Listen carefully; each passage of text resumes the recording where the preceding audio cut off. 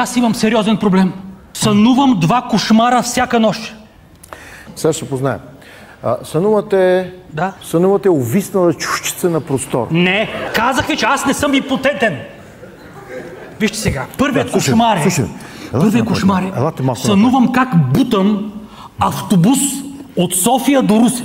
Помогнете ви, моля ви. Добре, ще ви помогна, господине, защото сте ми симпатичен. Аз ще бутам автобуса от София до Плевен, а вие си го фащате оттам до Русе.